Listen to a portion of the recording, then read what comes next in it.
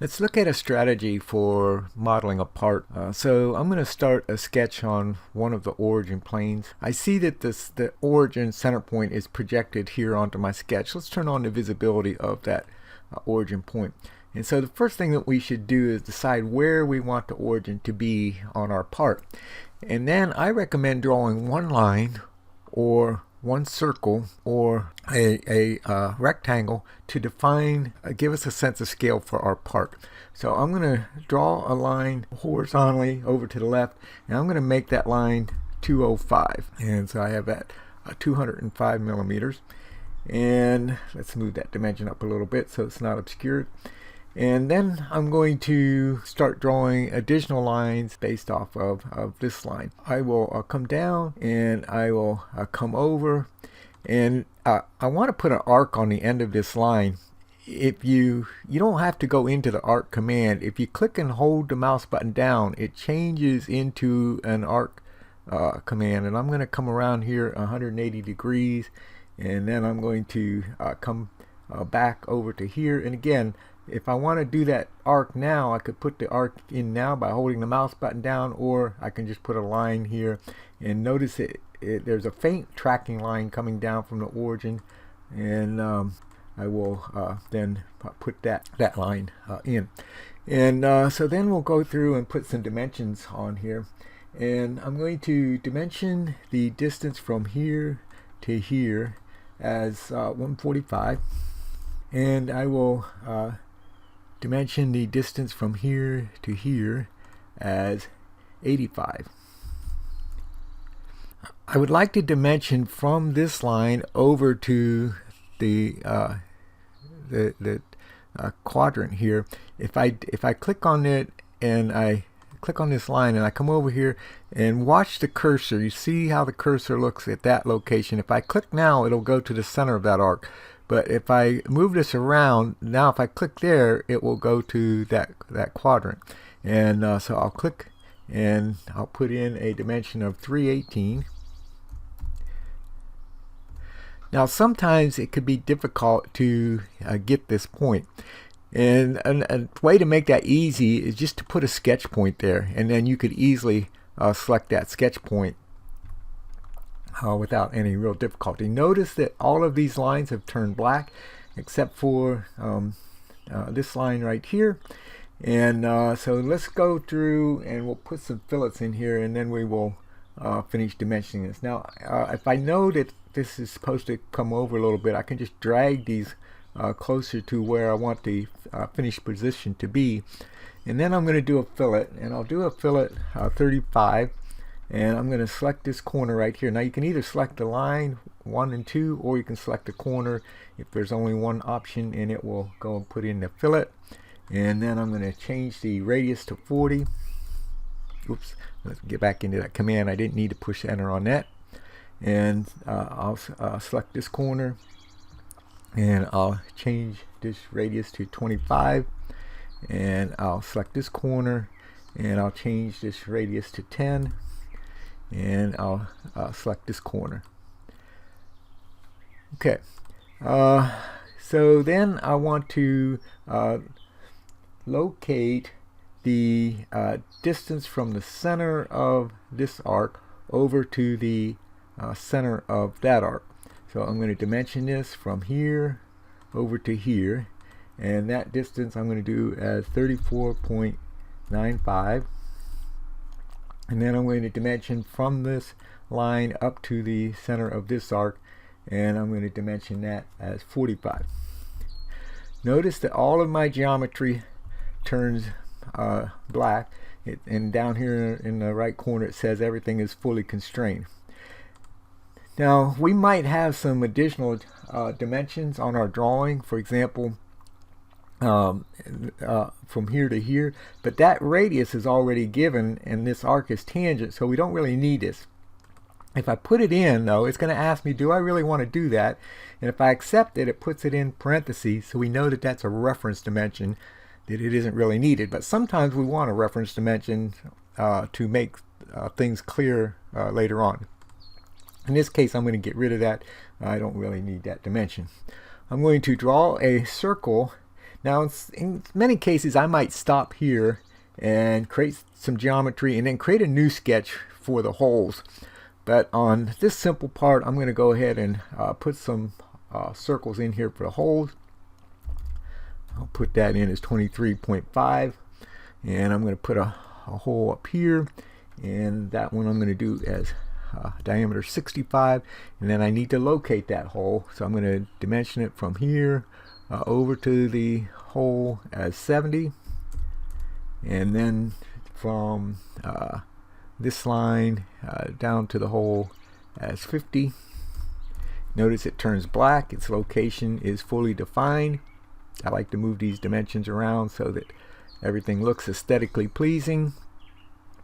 And then I'm going to draw a circle over here, and that one is 16.5. And I'll need to locate that circle, so I'm going to dimension from the center down to this line as 40, and from the circle over to this point as 195. And then I want one more hole over here, and I want it up from the center of this arc just a little bit. And if I hesitate here, don't click there, hesitate here, and then track up, and I can put that circle directly above that 14.5, and then I'll dimension the distance from here to here, that distance as 25. Now notice that it didn't turn dark, so it's not fully constrained. If I drag it, I can see that I can still move horizontally, so it didn't automatically put a vertical constraint between here and here. So I could put that vertical constraint in here between here and here, but what I like to do a lot of times is put a line in there to make it obvious. So if I put a line in here, and if I had done that originally, it puts that vertical constraint on there. I like to change that line to a construction line, so I'm going to right click and change that to construction, and that may help me understand later on, exactly the position of this circle is straight up from the center of this arc. Alright, so that finishes this sketch. Everything's dark. It says it's fully constrained, so I'm going to do finish sketch, and I'll save my part. I've done something right. Save it. Notice there's a thumbtack on sketch number 1 letting me know that it's fully constrained. I'm going to then turn off the dimensions so that they don't obscure what I'm doing. So I'm going to right click on that sketch and turn off dimension visibility, and that clears up the clutter on my screen a little bit. Okay, so I'm going to rotate around a little bit, and then I'm going to come to a plane that's perpendicular to the plane that I started on. So I'm going to start a new sketch on this plane. So I'll do a new sketch, and then the origin is automatically projected to my sketch. I also want this point projected to my new sketch, so I'm going to do project geometry, and I'll select that point. And so notice back here it might be difficult to see, but it's projected that that point from this location back to my new sketch.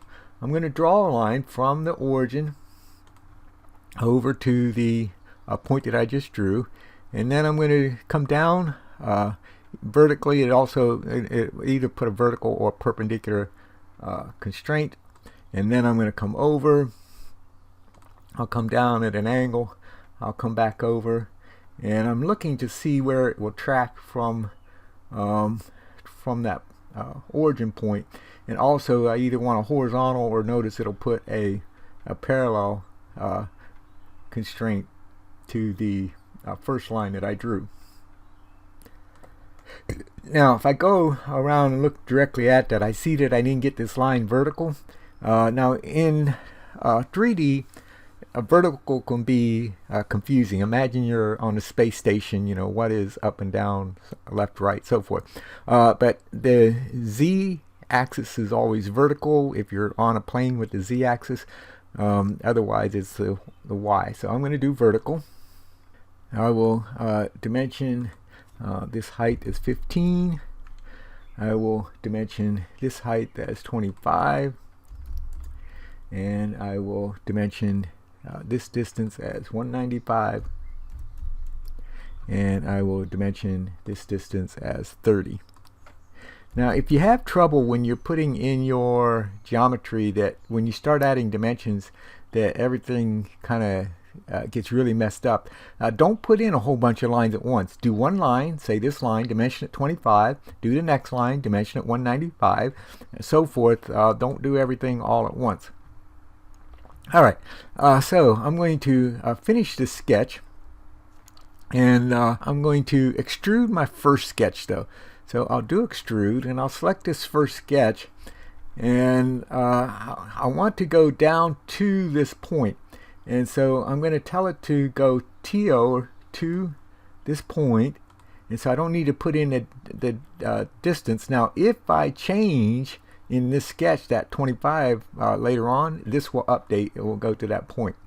I'll say OK to that, and so I've started my part out with the extrusion, and I made it the full thickness of 25.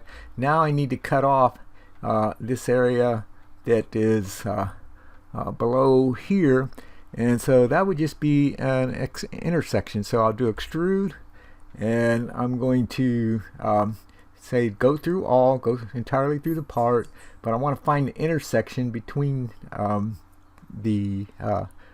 that profile and my existing part. So I'll select intersect, and so it previews the result, and I'll say OK to that.